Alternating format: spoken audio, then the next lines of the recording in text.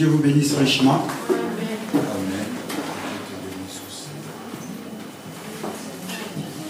Avant même de commencer, nous voudrions avoir une pensée pour notre sœur Déborah.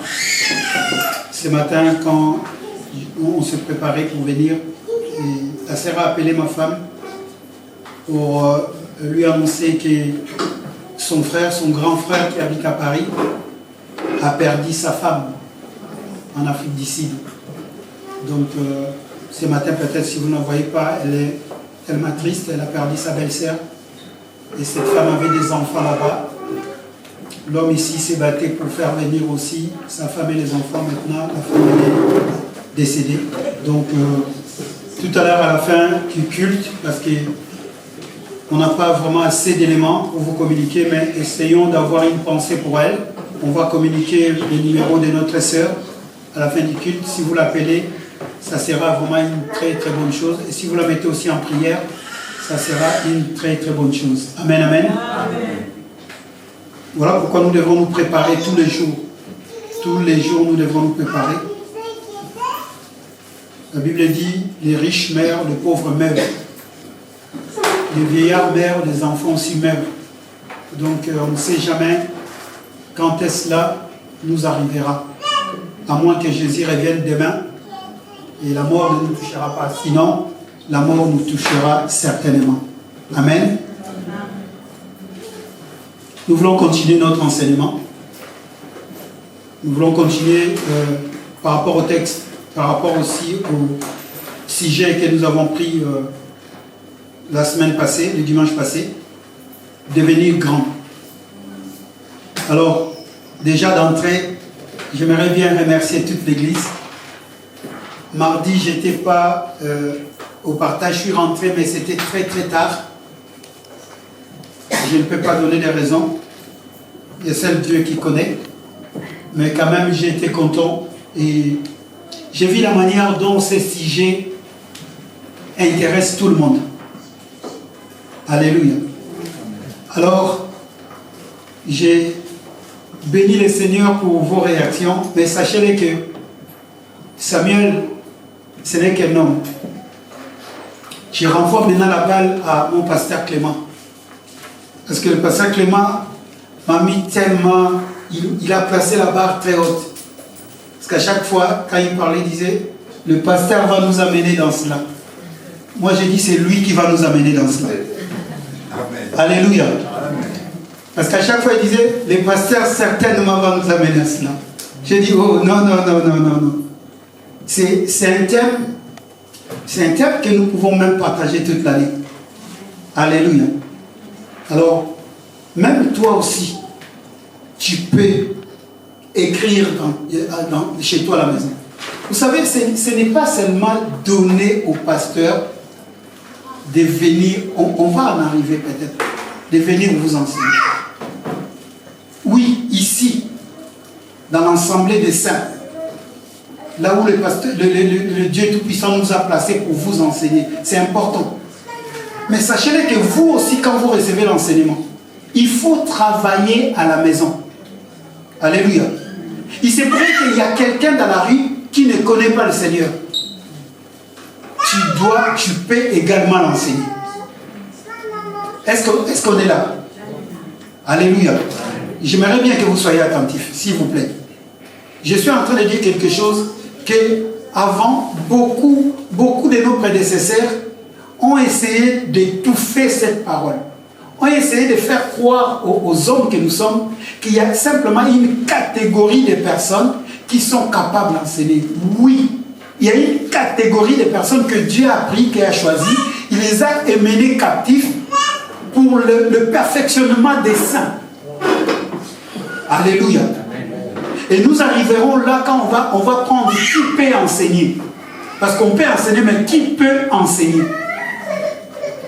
Mais dans sa grandeur, dans sa totalité, tout enfant de Dieu doit enseigner. Et tout enfant de Dieu peut enseigner. Alléluia. Si je dis cela, c'est par rapport à ce que nous avons vu comme définition, c'est quoi enseigner? Enseigner, c'est transmettre quelque chose à Tu transmets quelque chose à quelqu'un que la personne ne connaît pas. C'est ça que tu l'enseignes. Il se pourrait qu'aujourd'hui, moi, quand j'étais un enfant au maternel, je pense qu'une fois, en 2004 ou 2005, je suis parti au Congo.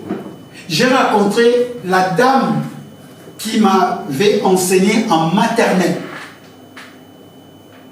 Elle était déjà devenue mère, maman. Et maintenant, c'est moi qui l'enseigne. Vous imaginez? Elle m'avait enseigné en maternelle. Et puis j'allais chez mes beaux-parents, et elle habitait juste, elle était vraiment côte à côte de mes beaux-parents. Quand on me présentait, elle se souvient. Elle dit, mais elle m'appelait même papa. Elle dit, mais c'est papa là, je le connais. Elle est venue, elle m'a raconté, elle m'a dit, elle me pose maintenant des questions. Est-ce que dans ton jeune âge, quand tu étais un enfant, tu étais dans telle école? J'ai dit oui. Est-ce qu'il y avait ça et ça, ça? Moi aussi, je commence à me souvenir, j'ai dit oui. Il dit, est-ce que tu connais la personne qui t'a enseigné? J'ai dit, franchement, ça fait maintenant, je ne sais pas combien d'années. Il dit, c'est moi. J'ai dit, waouh, je l'avais embrassé. Et maintenant, moi, je commençais à lui parler. Et cette dame, à l'époque, elle n'en avait que des niveaux, même pas...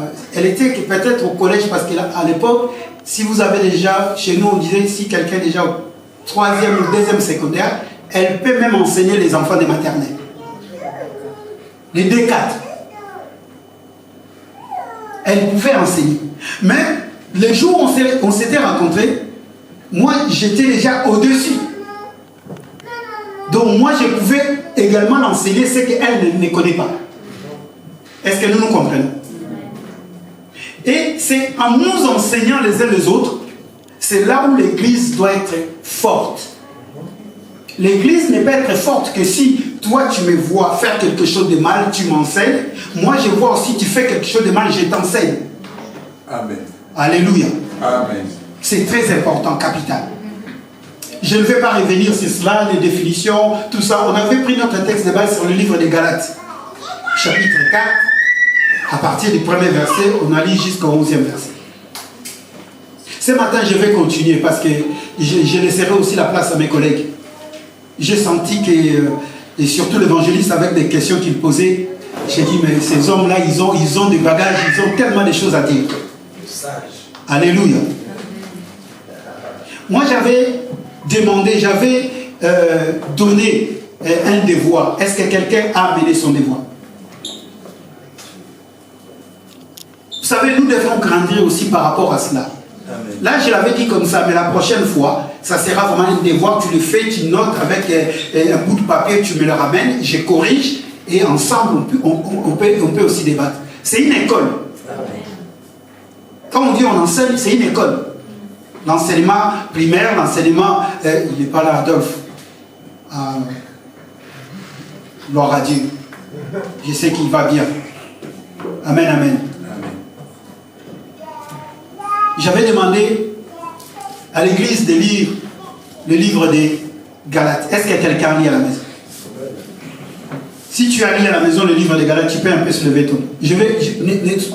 N'aie pas honte. Si tu as lu, est-ce que quelqu'un lit le livre des Galates?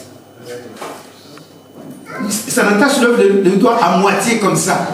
Parce que je n'ai pas tout lu, c'est pour ça que je vais. Moi aussi à moitié comme ça. Alléluia. Bien mes frères, vous savez, la parole est à notre portée. Amen. La parole est tout près de nous. Voilà pourquoi aujourd'hui, je suis un pasteur. Oui, le pasteur, c'est juste un titre de travail. Mais je suis votre frère. Et si aujourd'hui, le Seigneur a permis, bien évidemment, il y a un don que je puisse me tenir au-devant de vous, parler, prêcher, enseigner, c'est parce que je prends le temps de lire d'une des choses. Et la deuxième des choses, je prends le temps, je ne vais pas tout dire, sinon je vais plus continuer à prêcher. Je ne vais plus vous donner mes secrets alors.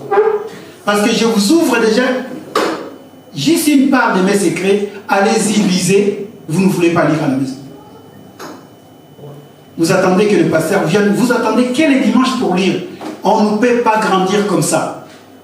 Quel est cet enfant qui ne va manger que le dimanche et toute la semaine, elle ne mange pas? Anorexique.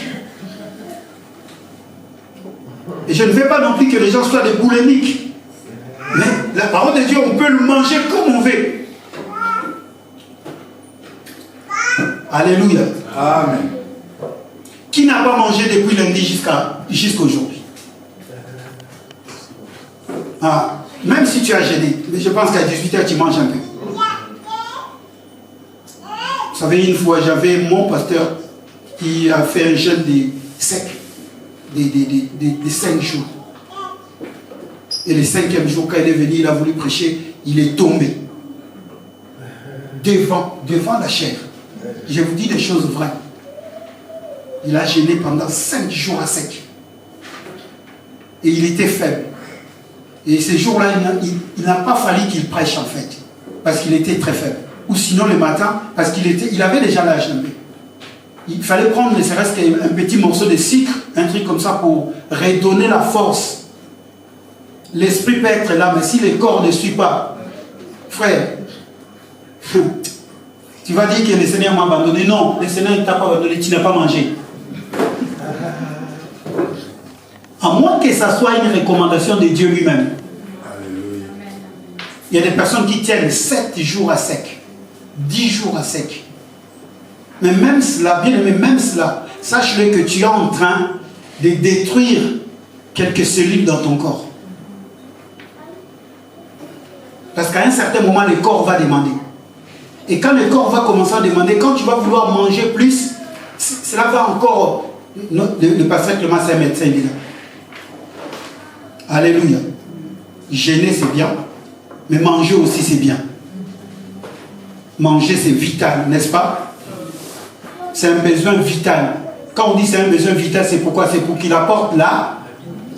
Est-ce que nous sommes là? Amen. La prochaine fois, si nous avons un exercice à la maison, faites-le.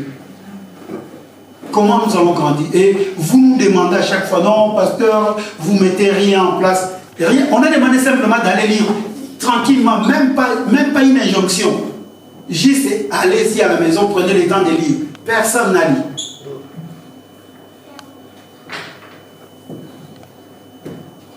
Amen.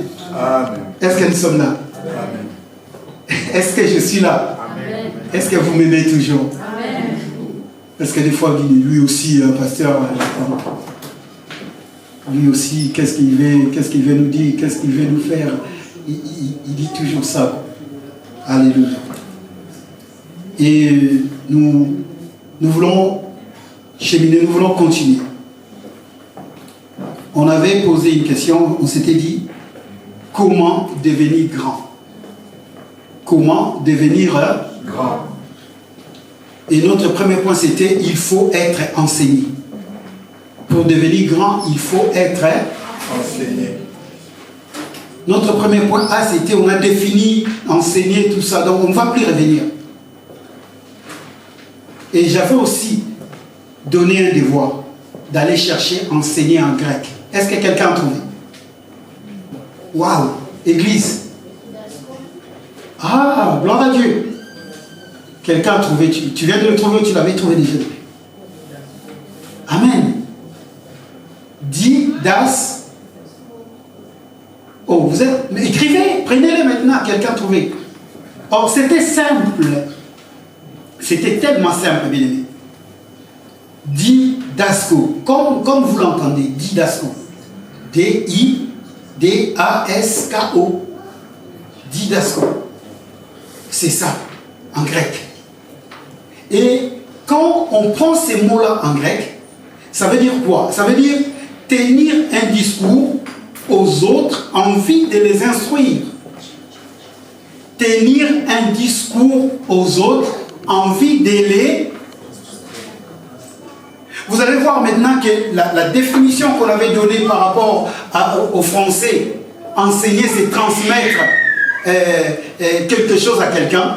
Mais quand vous rentrez en profondeur un peu, dans la dimension là où la Bible a été écrite, on nous dit que c'est didasco. Didasco, cela veut dire tenir un discours aux autres en vue de les instruire. Donc il y a un but là-dedans. Quand on tient un discours, le but est que nous puissions les instruire. Alléluia. Quand nous venons à l'église bien-aimée, quand il y a un homme qui est devant, ou un homme qui nous parle de la part de Dieu, cela veut dire que cet homme-là va nous instruire. Et l'instruction, quand vous lisez dans le livre des Proverbes, on nous dit que bon, les Proverbes, c'est le livre de Salomon. Salomon est en train de parler à son fils, pas son fils comme ça, mais il est en train de dire qu'un fils doit ne pas négliger l'instruction des parents. Et nous sommes aussi des fils. Nous ne devons pas refuser, nous ne devons pas mettre à l'écart l'instruction de ce que le Seigneur nous donne.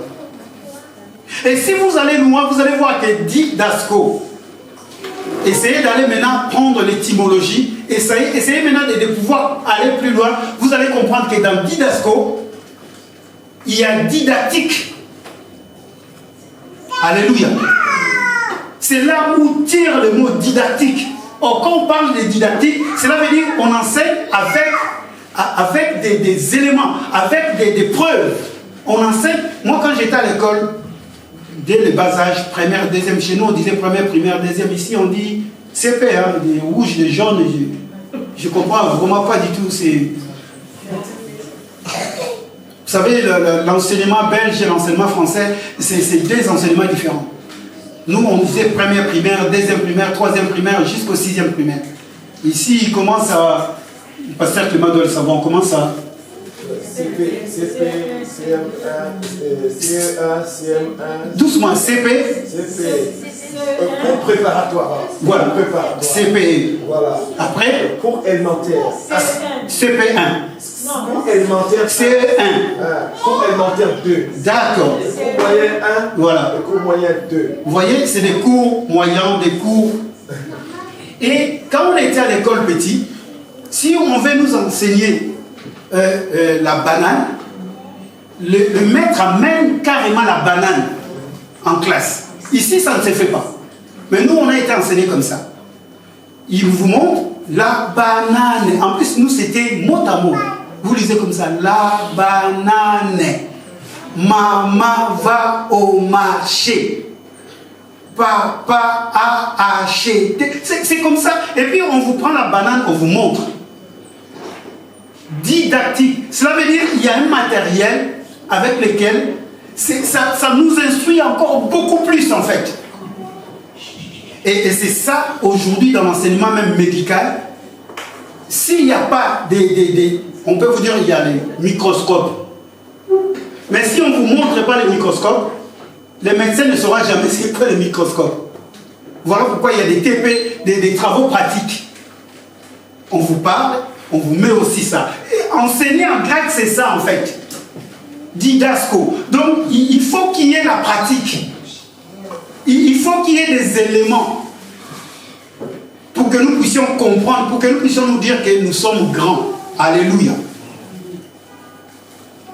Je crois, je vais, pour la définition, je vais m'arrêter là. Je vais m'arrêter là.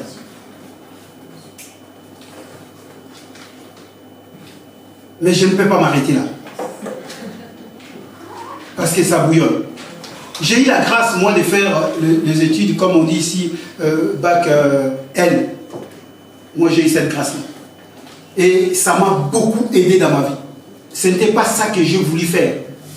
Mais en dernière minute, il n'y avait plus de place. Mon père dit, vas-y. Moi, j'étais dans les mathématiques. Mais mon père dit, bon, comme il n'y a pas pour aller, vas-y comme ça. J'y vais. Quand j'y vais comme ça, moi, c'était quand j'y vais, je ne reculais pas. J'y vais, premier semestre, bon élève, deuxième, bon élève. J'étais tout le temps comme ça, en fait. Mon père dit, attends, tu ne vas plus encore retourner. Continue jusqu'à la fin. Et je me suis rendu compte que Dieu devrait m'appeler pour enseigner et je devrais faire cela. Pour que j'ai beaucoup de vous savez, les langues, surtout le latin, c'est une langue qui vous donne beaucoup de possibilités de comprendre des mots. Parce juste un mot peut signifier beaucoup de choses. Et en latin, quand on dit enseigner, c'est insignare, insignare, comme en Italie. Mais là, vous allez voir que la définition change. Ça tire son étymologie dans le mot signum. Signum en latin, ça veut dire signe. Et insignare, ça veut dire faire des signes. Marquer des signes. Et ça s'appelle aussi enseigner. Voilà pourquoi quand vous prenez votre voiture, l'autoroute vous enseigne. Il ne vous enseigne pas en parole. Juste un panneau, un signe, on vous montre que là il y a un cours d'eau. Ils vous disent déjà qu'à 500 mètres, vous allez voir un virage, mais un virage serré. Ils sont en train de vous enseigner. Amen. Alléluia. On ne doit pas seulement attendre l'enseignement que quelqu'un ouvre la bouche. Donc l'enseignement peut aller dans plusieurs sens. C'est pour cela que je dis que c'est un thème tellement vaste. Et quand on enseigne, bien aimé, on doit marquer des signes. À celui qu'on enseigne, ça doit être gravé dans sa tête. Il faut qu'il y ait un signe qui soit gravé. Il faut qu'il y ait un signe que toi et moi, nous sommes des enfants de Dieu parce que nous avons été enseignés. Là maintenant, nous rentrons dans ce qui nous définit en fait les latins. Quand on enseigne, il faut qu'il y ait des signes. S'il n'y a pas de signes, on se dira que tu n'es pas enseigné. Alléluia. Quelqu'un qui a enseigné, quand il y a des épreuves, les signes vont être là. Les réponses qu'il va mettre, c'est ça les signes de l'enseignement qu'il a reçu. Est-ce que nous sommes là? Et l'église doit être enseignée. Pour devenir grand, l'église doit être... Donc il y a plusieurs manières d'enseigner. Mais nous sommes maintenant dans l'église. L'église appartient à Dieu. Ecclésia appartient à Dieu. Ces mots-là, on a défini, le pasteur Philippe est venu ici, un jour il nous a défini, il a décortiqué ces mots-là.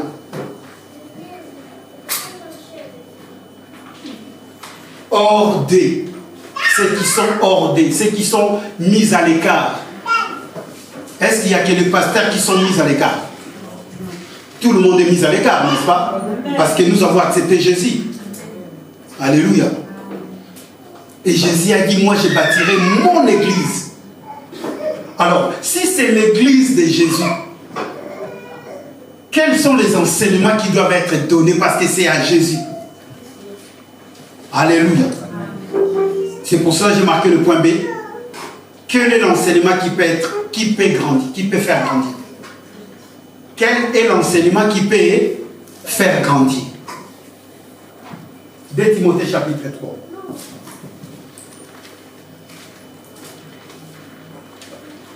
Homme de Dieu, allons-y. Nous connaissons ces écritures-là. Nous voulons simplement nous rappeler, parce que c'est une bonne chose.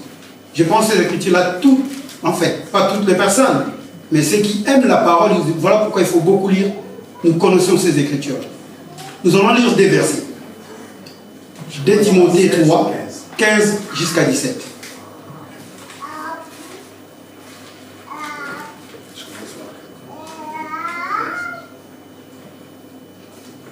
Je commence par le verset 13. Mais les hommes méchants et imposteurs avanceront toujours plus dans le mal, égarant les autres et égarés eux-mêmes. Alléluia. Toi, demeure dans les choses que tu as apprises et reconnus certaines, sachant de qui tu les as apprises. Dès ton enfance, tu connais les saintes lettres qui peuvent te rendre sage à salut par la foi en Jésus-Christ. Toute écriture est inspirée de Dieu et utile pour enseigner, pour convaincre, pour corriger, pour instruire dans la justice, afin que l'homme de Dieu soit accompli et propre à toute bonne œuvre. Alléluia. Amen. Est-ce qu'il y a un enfant ici dans la salle? Ah, vous avez compris, hein?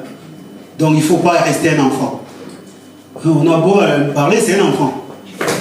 Alléluia. Il faut faire un effort de ne plus rester des enfants. Non, c'est un enfant, c'est son air. Quand elle va grandir, elle va comprendre, ah, j'ai fait des bêtises. La Bible dit ceci, dans la version Semeur. Mais les hommes méchants et les charlatans s'enfonceront de plus en plus dans le mal, trompant les autres et trompés eux-mêmes.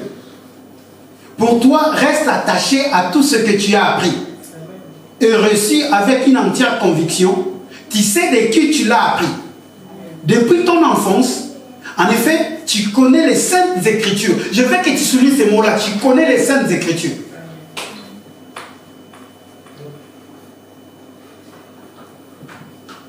Elles peuvent te donner la vraie sagesse qui conduit au salut par la foi en Jésus-Christ. Car toute écriture est inspirée de Dieu et utile pour enseigner, réfuter, redresser et apprendre à mener une vie conforme à la volonté de Dieu. Ainsi, l'homme de Dieu se trouve parfaitement préparé et équipé à accomplir toute œuvre bonne. Parole du Seigneur. Dans l'église du Seigneur bien-aimé, s'il y a un enseignement, il y a plusieurs enseignements. Moi, j'appelle ça, il y a plusieurs titres d'enseignement. Le salut, la sainteté, le pardon, le donner, le tabernacle. Il y a tellement de titres, on n'en finira pas parce que depuis les églises ont commencé jusqu'à aujourd'hui, il y a toujours des titres qui se donnent. Mais s'il y a un enseignement, cet enseignement-là, moi je l'appelle la parole de Dieu. Amen. Parce que toute écriture, la Bible me dit, toute écriture de Dieu, toute écriture est inspirée de Dieu pour nous en... Or, quand on parle de toutes les écritures, c'est la parole de Dieu. Alléluia. Amen. Donc quand on parle de l'enseignement, nous les enfants de Dieu, nous devons directement voir la parole de Dieu. Nous ne devons pas d'abord aller, parce qu'aujourd'hui on se pose des questions. Ah, là-bas j'ai entendu, on a enseigné le ruse du diable. Ce n'est qu'un thème. Alléluia. Ce n'est qu'un thème dans l'enseignement qui se trouve dans la parole de Dieu. Peut-être qu'il ne se trouve même pas. Alléluia. Parce que quand la parole, oui, la parole de Dieu parle des démons, il parle de Satan, il parle de tout. C'est aussi des enseignements. Il ne faut pas seulement le réfuter. Et un jour, le Seigneur nous fera grâce. Je sais que mes collègues sont là, ils sont prêts. Ils sont en train de travailler. Parce qu'aujourd'hui, qu'est-ce qui attire les enfants de Dieu? Ah, venez, un grand thème, chasser la malédiction dans ta vie. Quand les gens entendent cela, chasser la malédiction dans ta vie, vous allez voir les salles archi pleines. Mais moi, la Bible me dit, quand quelqu'un vient en Christ, les choses anciennes sont passées et toutes les choses deviennent nouvelles. Comment ça se fait? Moi, je suis venu en Christ et la malédiction doit continuer dans ma vie. Je dois me poser des questions. Est-ce que je suis vraiment en Christ ou je ne suis pas en Christ? Alléluia. Je ne dis pas que ces enseignements-là ne soient pas, ces titres d'enseignement ne soient pas enseignés. Oui, parce que ça dépend de la manière dont Dieu nous inspire. Mais quelle que soit la manière dont Dieu nous inspire, ça doit se retrouver dans cette parole. Quand vous allez quelque part et que vous ne trouvez pas cette parole, sortez. Sortez. Parce que pour nous, enfants de Dieu, notre enseignement se base dans les Écritures que Dieu nous a données. Amen. Et au-delà des Écritures, maintenant c'est dans la dimension didactique. Même dans la dimension didactique, c'est à travers ces Écritures que nous avons maintenant commencé à faire des gestes. J'ai les Écritures dans ma tête. Je vais maintenant commencer à donner quelque chose à quelqu'un. Alléluia. J'ai 2 chemises. Je dois prendre une chemise, je donne à quelqu'un. C'est à la base de la parole de Dieu. Amen, amen. Amen. Le monde peut le faire à la base de ce qu'ils ont reçu à l'école. Parce qu'à l'école, on reçoit aussi l'instruction. À l'école, on reçoit l'instruction. Quand on va à l'école, c'est pour recevoir l'instruction 1 plus 1 égale 2. 12 fois 12 égale divisé par 2. On était fort dans le calcul mental. Aujourd'hui, on va sortir les portables. Nous, on était comme ça, fort. 12 fois 12, directement tu dis. 100 divisé par 2.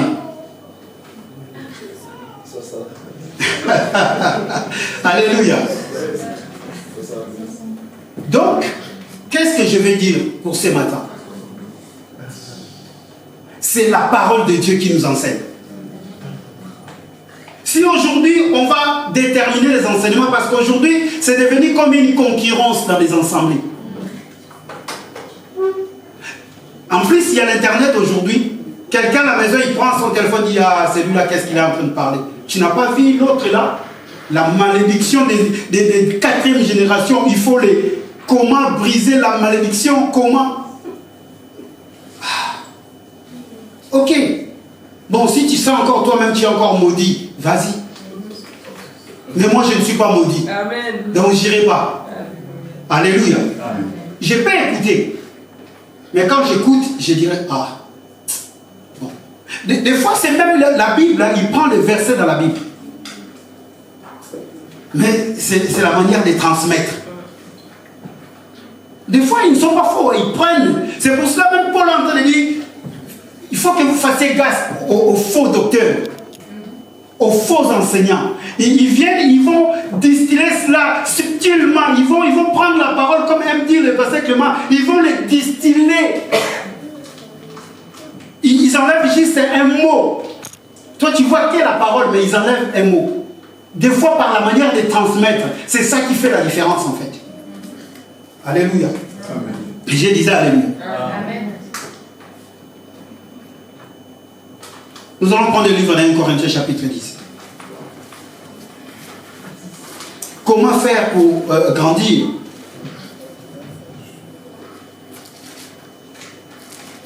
Ou quel est l'enseignement pour nous faire grandir? C'est la parole de Dieu. Il n'y a que la parole de Dieu, bien-aimé.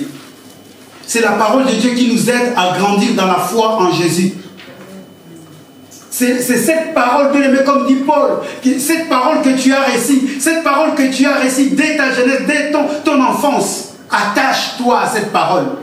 Attache-toi à cette parole. 1 Corinthiens chapitre 10. On lit les versets 11 et 12.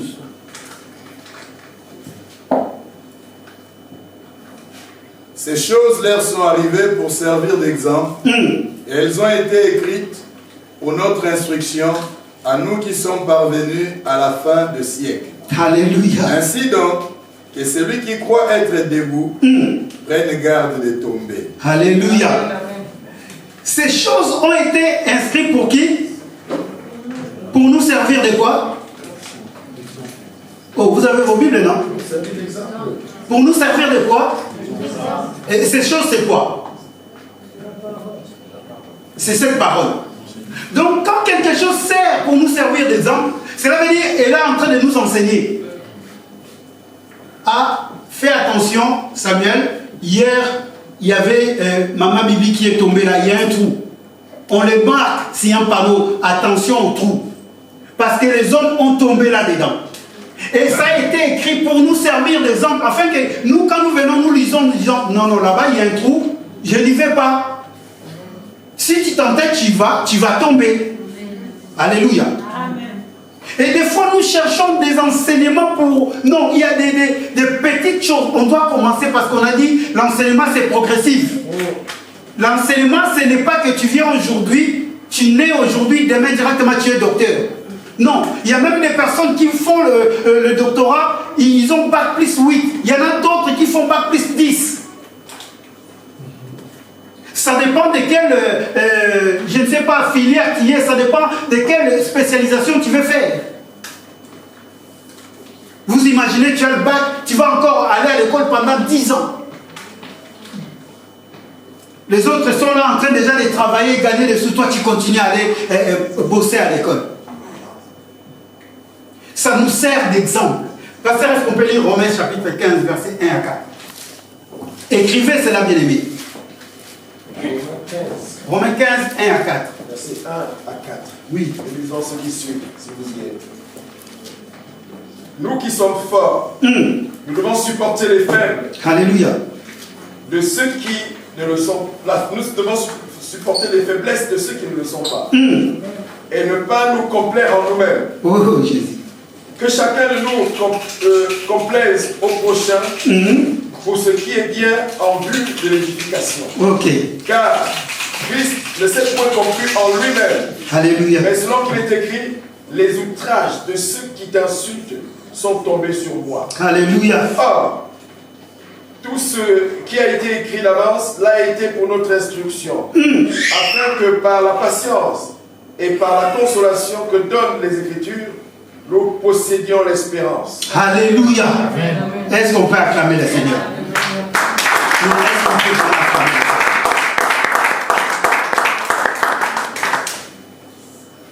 Quel enseignement pour nous faire grandir. Mais regardez ce que Paul est en train de dire. Tout ce qui a été consigné autrefois dans l'Écriture, l'a été pour nous instruire. Tout ce qui a été écrit, quand Paul parle, il est en train de parler par rapport à ce qui est de l'Ancien Testament, parce qu'aujourd'hui nous allons voir que non, nous sommes les chrétiens du Nouveau Testament. Ça n'existait pas. Alléluia. Non, nous sommes les chrétiens. D'ailleurs, Ephésiens 2 le dit, nous sommes bâtis par le fondement des apôtres et des prophètes. Christ lui-même étant la pierre. Quand Ephésiens chapitre 2, à partir du verset 19, fin 10 là, on dit nous sommes bâtis. Donc nous sommes instruits. On peut dire bâtir, instruire. C'est vrai, aujourd'hui on peut dire bâtir un édifice, bâtir une maison, bâtir, je ne sais pas, un pont. Mais on peut bâtir aussi une personne. Alléluia. Amen. Dans cette dimension-là, nous allons dans l'instruction. On peut bâtir une personne. On prend une personne, on la forme. On est en train de la former, on est en train de lui donner les enseignements, on est en train de lui donner les instructions pour que cette personne-là aussi puisse un jour devenir grand. D'ailleurs, c'est ce que nous faisons pour nos enfants. Quand un enfant veut toucher au fait, il dit attention, des fois même, ne les donnez pas parce qu'ici c'est interdit de donner des fessiers. Moi j'ai des enfants, je ne pense pas que je les ai, ils sont déjà grands aujourd'hui, mais je ne pense pas que je les ai frappés 2 ou 4, 5 fois, une fois peut-être 2 fois. Mais je le frappais par mes yeux.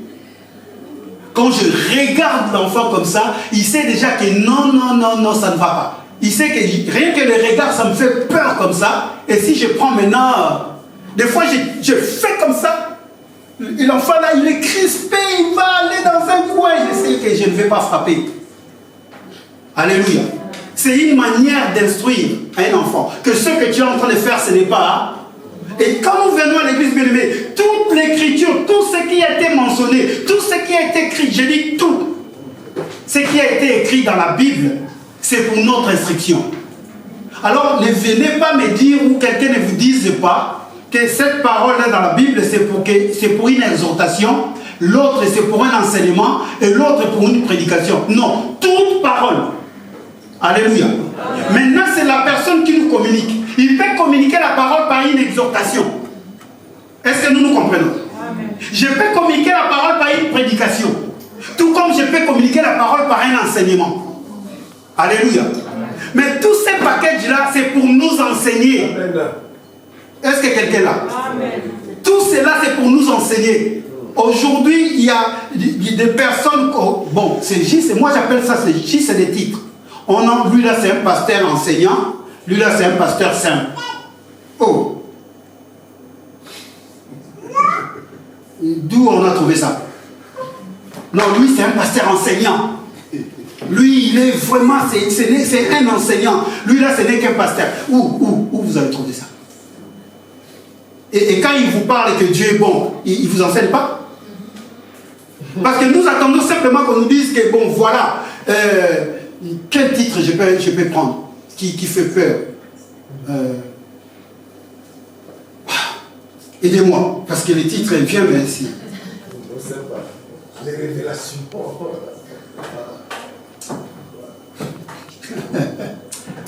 Non, bien aimé. Dans toute simplicité, ok? Je veux que l'église grandisse. Que moi aussi je grandis. Alléluia. Parce que moi aussi, je suis une église. Au fur et à mesure que moi j'ai grandi, je saurai comment faire grandir les autres. La Bible dit, ceux qui sont forts, qui supportent les faiblesses des autres. Comment tu peux être fort dans le Seigneur? On est fort dans le Seigneur que si on a la capacité de pouvoir comprendre les Écritures. On n'est pas fort parce qu'on a guéri quelqu'un. Alléluia. Est-ce que quelqu'un me comprend? Amen. On n'est pas fort parce qu'on a guéri quelqu'un. Non. Ça, on appelle ça des dons. Amen. Ce ne sont que des dons. Amen. Mais on est fort quand la parole de Dieu est en nous et qu'on arrive à l'appliquer. Amen. Alléluia. Amen. Il n'y a pas autre chose. On est fort que dans cette dimension-là. Parce que si quelqu'un vous dit que moi j'ai guéri, c'est un menteur. Personne ne guérit l'autre. Personne ne guérit. C'est Dieu qui guérit. Amen. Dieu passe par un nom. Il vous dit imposez les mains et les malades seront guéris. Est-ce que les mains là t'appartiennent? Qui t'a donné ces mains? Faisons juste des simples réflexions. Tu dis que c'est moi qui ai imposé la main, cette femme-là n'accouchait pas, elle a accouché. D'accord, tu as imposé les mains. Mais est-ce que ces mains-là t'appartiennent? C'est quelqu'un qui t'a donné ces mains-là, non? 1 Corinthiens chapitre 4. Qu'est-ce que tu as que tu n'as pas réussi? Alléluia. C'est la parole de Dieu qui est l'enseignement par excellence. C'est la parole de Dieu. Voilà pourquoi nous devrions nous inspirer, nous devrions nous attacher à la parole. Regarde ton frère, ta soeur, dit attache-toi à la parole. Attache-toi à la parole. Il n'y a pas autre chose, bien aimé. Attache-toi à la parole. Parce que si tu t'attaches à la parole, bien aimé, tu verras que Dieu est puissant. Et tu verras que Dieu est grand. Et tu verras que Dieu, c'est un Dieu de miracles. Alléluia.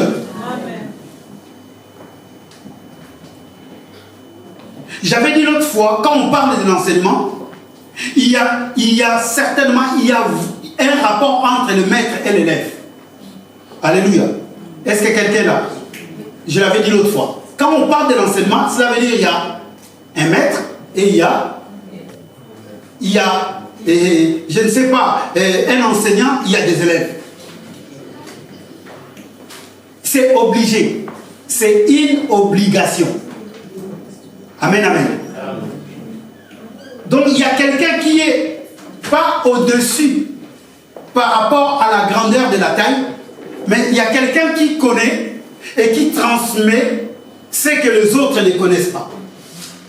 Mais il se pourrait que quand nous venons à l'église bien-aimée dans le Seigneur, il y a même ceux qui sont assis, ils connaissent même plus que celui qui se tient debout, qui est en train d'enseigner sur un sujet peut-être.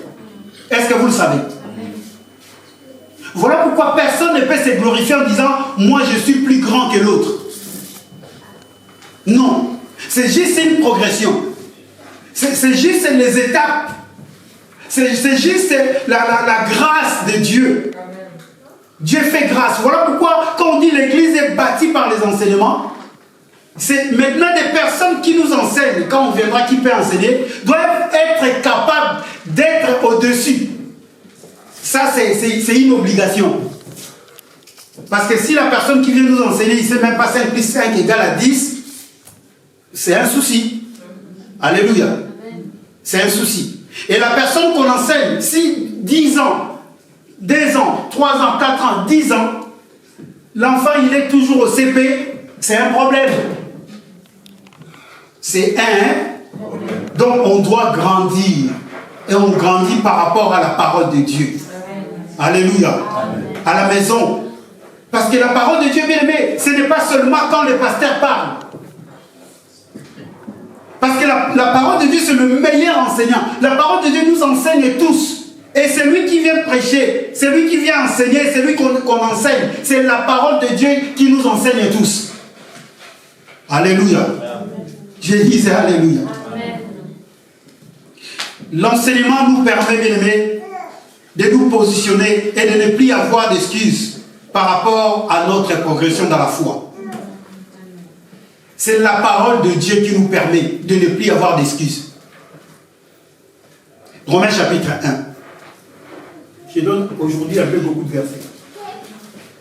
Tu écris, l'enseignement nous permet de nous positionner et de ne plus avoir d'excuses par rapport à notre progression dans la foi. Donc personne ne peut avoir d'excuses. Personne. Je vais lire rapidement Romains chapitre 1, 14 à 17. Regardez ce qui est écrit. Je lis dans la version Semeur.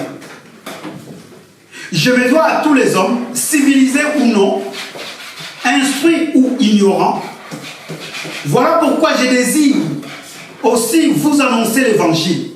Non, Paul, il était vraiment inspiré. Je me dois à tous les hommes, civilisés ou non. Donc cela veut dire quoi? Je me dois à tous les hommes. Que vous soyez civilisés ou non, mais je me dois à tous les hommes. Donc cette parole se doit à tous les hommes. Civilisés ou... Je vais demander simplement maman de pouvoir tenir les enfants, s'il vous plaît. Je me dois à tous les hommes, civilisés ou non, instruits ou ignorants. Donc quand la parole de Dieu vient, ce n'est pas seulement à des hommes qui sont instruits. Alléluia. Alléluia. Que vous soyez instruits, que vous soyez ignorants, cette parole est donnée à tout le monde. Amen. Paul continue en disant ceci. Voilà pourquoi je désire aussi vous annoncer l'évangile, à vous qui êtes à Rome. Car je suis fier de l'évangile. C'est la puissance de Dieu par laquelle il sauve tous ceux qui croient. Les juifs d'abord et aussi les non-juifs. En effet, cet évangile nous révèle en quoi consiste la justice que Dieu accorde. Et le récit par la foi, et rien que par la foi. Comme il est dit dans l'Écriture, le juste vivra par La foi. Le juste vivra par La foi. Quel est cet enseignement qui peut nous faire grandir? Maintenant, toi-même, dans le peu que tu as entendu, quel est cet enseignement qui peut nous faire grandir? Est-ce que c'est la sanctification? Est-ce que c'est le pardon? Quel est cet enseignement qui te fera grandir parce que tu cherches l'enseignement qui te fait grandir? Quel est cet enseignement? Alléluia. Que tu sois ignorant ou pas, c'est cette parole. Maintenant, dans cette parole, il y a des catégories. Dans cette parole, il y a des termes. Dans cette parole, il y a des sujets. Dans cette parole, nous puisons qu'est dans la parole. Donc, toute la parole de Dieu, c'est pour cela, ces jours-là, dans Exode, vous connaissez Exode 12, quand ces hommes-là allaient sortir, le Seigneur leur dit, vous allez manger l'agneau en an.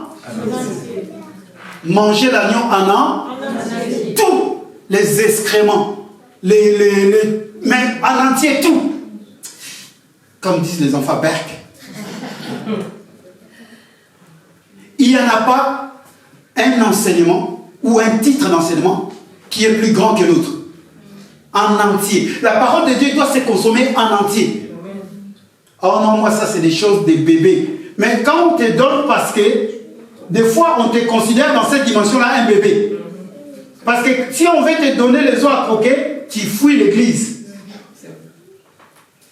Il y a des domaines tu es grand, il y a des domaines tu es un bébé. Il y a des domaines où, quand on te voit, on te regarde comme ça, on dit non, celui-là ça fait 20 ans d'église, mais il n'arrive toujours pas à pardonner. Moi Samuel, je dis bien moi, ça n'engage que moi.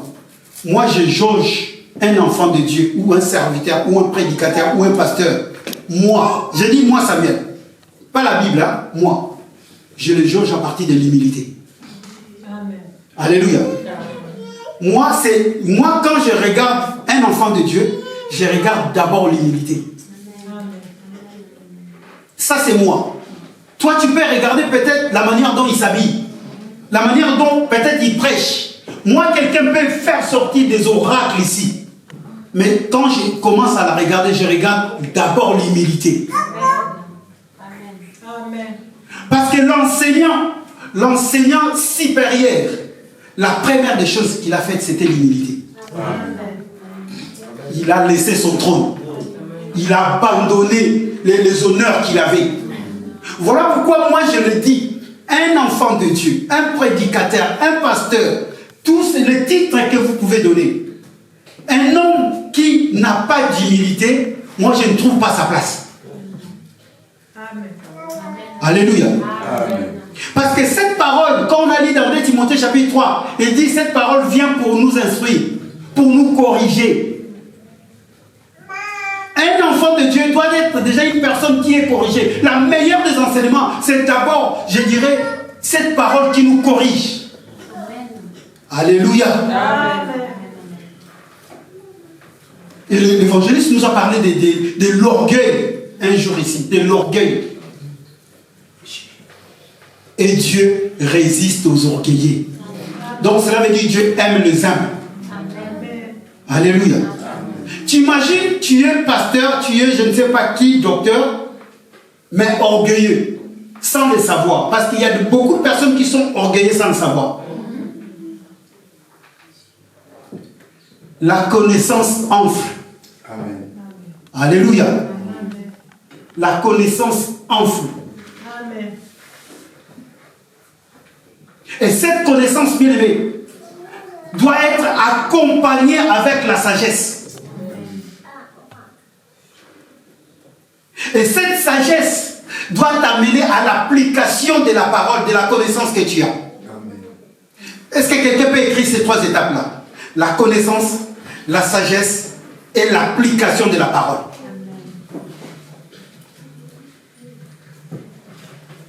Si tu as ces trois bases, bien aimées, c'est la grandeur qui commence à venir. Alléluia. Amen. Devenir grand, bien aimé, n'est pas synonyme simplement de connaître.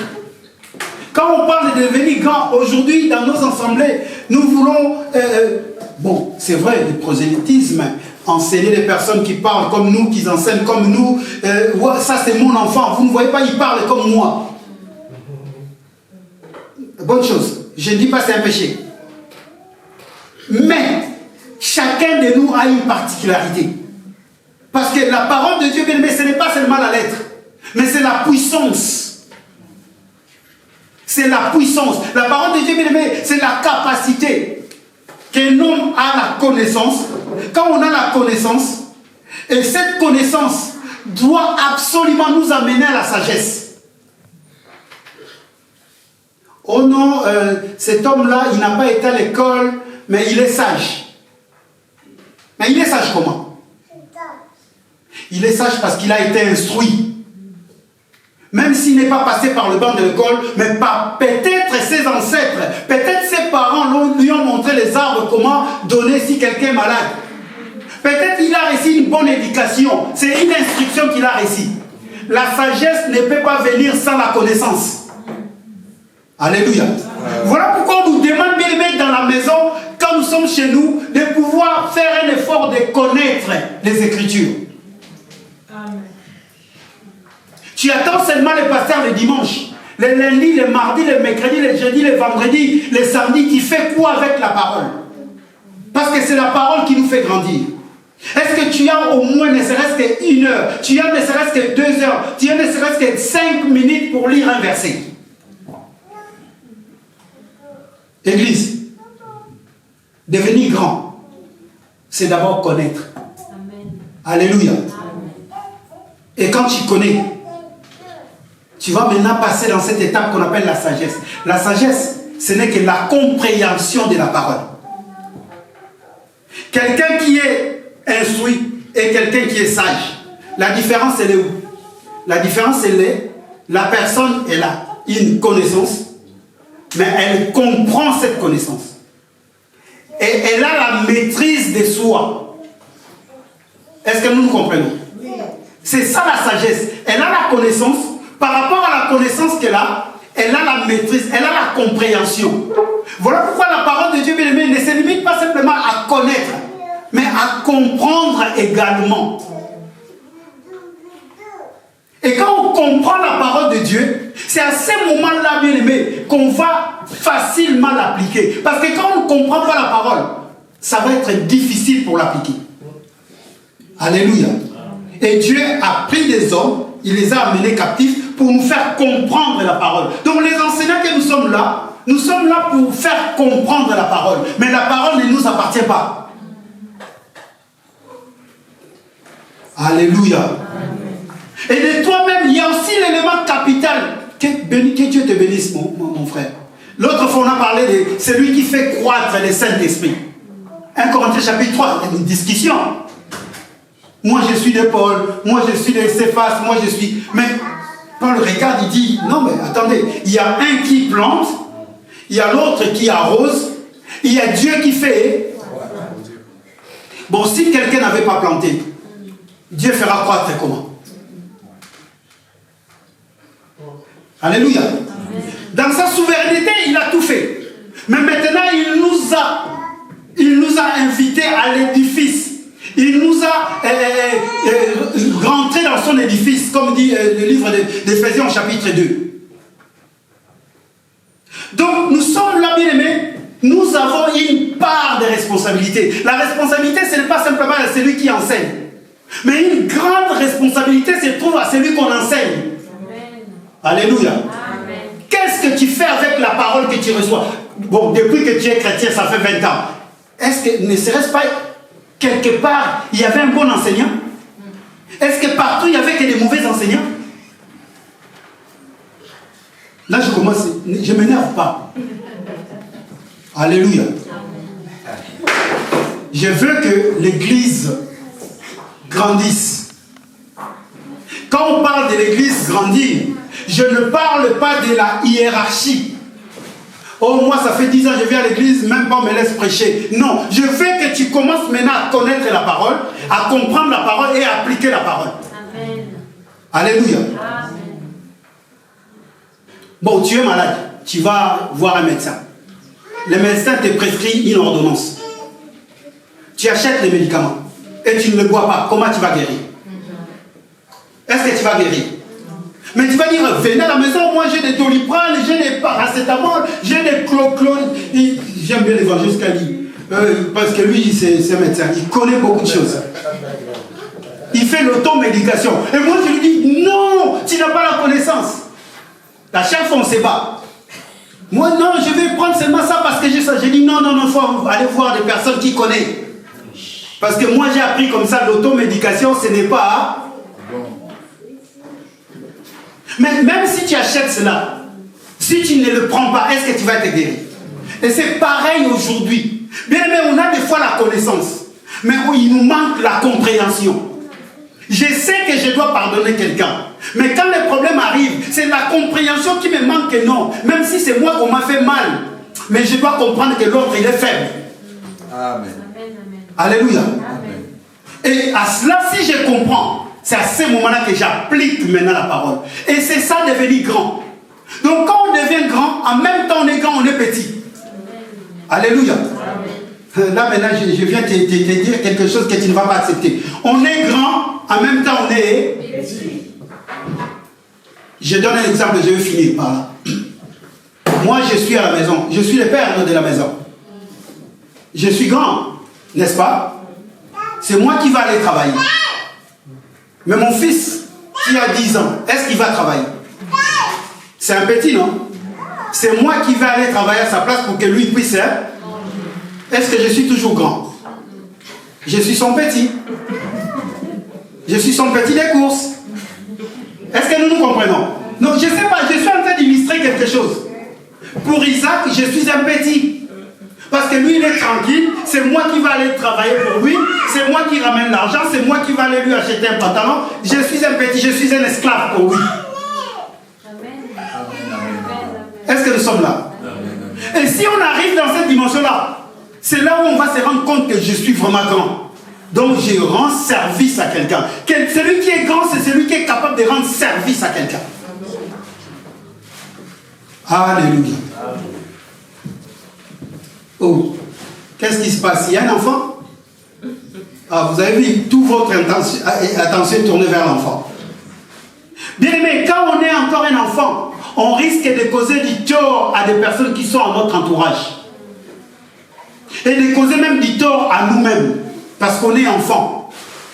L'étape de l'enfance, il faut sauter. Il faut sauter cette étape-là de l'enfance. Il faut le sauter. Alléluia. Il faut le sauter. Dis à quelqu'un, il faut le sauter, cette étape de l'enfance. Il faut le sauter. Maintenant, ne lisez pas ici. Allez-y lire Galates chapitre 3, à partir du premier verset. Paul est en train de s'exclamer. Il dit, mais Galates, qui vous a envoûté? Qui vous a ensorcelé? Vous qui avez bien commencé. Allez-y lire ça à la maison. Galates chapitre 3. Lisez tous les chapitres. C'est pour cela, pour la semaine prochaine, tu notes, ça on va développer la semaine prochaine. La prise de conscience. Pour devenir grand, il faut qu'il y ait une prise de conscience. S'il n'y a pas une prise de conscience, jamais tu deviens grand. Alléluia. Alléluia. Amen. Vous savez, j'ai tenu à cela, ça me vient maintenant à l'esprit, de vous dire que tout se passe par la foi, par la parole. Alléluia. Amen. Nous, enfants de Dieu, c'est par la foi.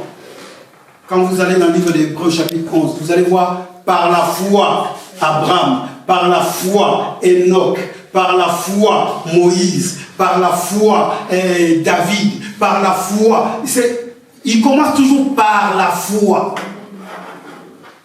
Et par la foi, là, la foi vient de ce qu'on entend, et ce qu'on entend vient de la parole. Donc, tous ces hommes-là ont fait, c'est par la foi.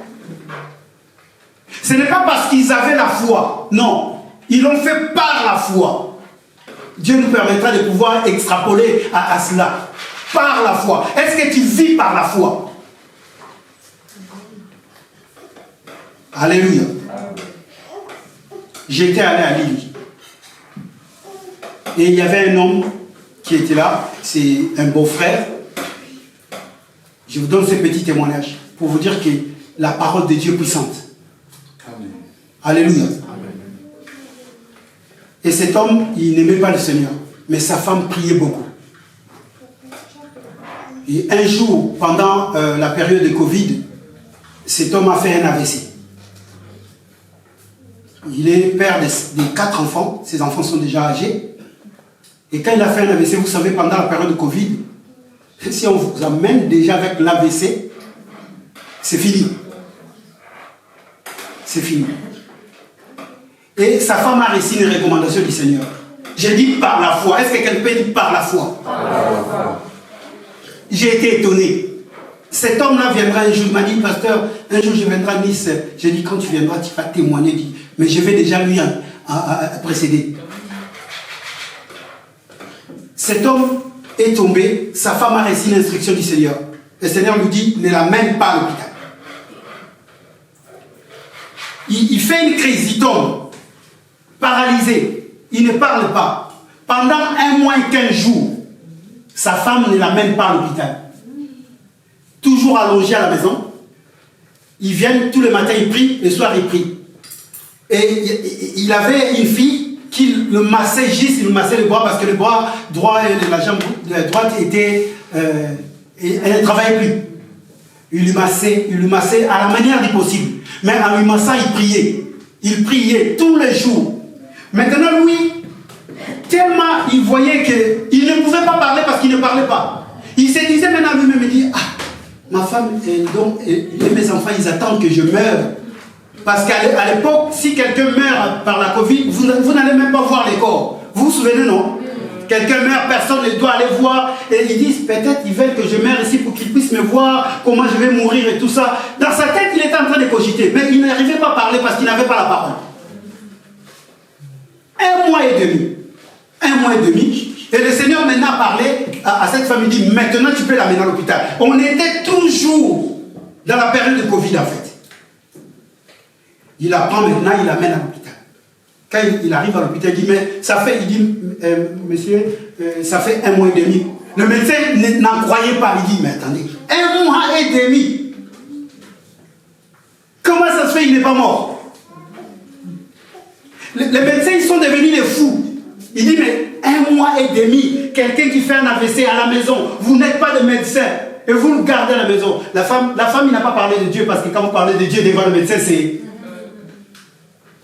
Maintenant, pour finir, cet homme-là, quand il me parle, il me dit, papa, pasteur, maintenant quand il parle, il a encore du mal, parce qu'il est en train de reprendre. Il dit, pasteur, Des fois, quand je regarde ma femme et mes enfants, je me dis, à leur place, moi, je ne pouvais pas faire ça. Je me pose des questions. Je me dis, quelle foi! Donc, cette femme-là a enseigné son mari. Son mari, maintenant, est en train d'enseigner les personnes. Partout où il passe, c'est incroyable. Il dit, des fois, je regarde ma femme, je dis, chérie, ce que tu as fait pour moi, moi, je ne pouvais pas le faire. J'ai dit, j'étais à ta place, je ne le ferais pas. C'est vivre par la foi. Devenir grand, c'est vivre par la foi. Il y a ces moments, bien aimés, il y a des problèmes qui t'arrivent. Ça ne sert à rien de crier. Tu lèves tes yeux, tu pries le Seigneur. Alléluia. Est-ce qu'on peut s'élever? En acclamant le Seigneur, bien évidemment, parce que notre Dieu est merveilleux.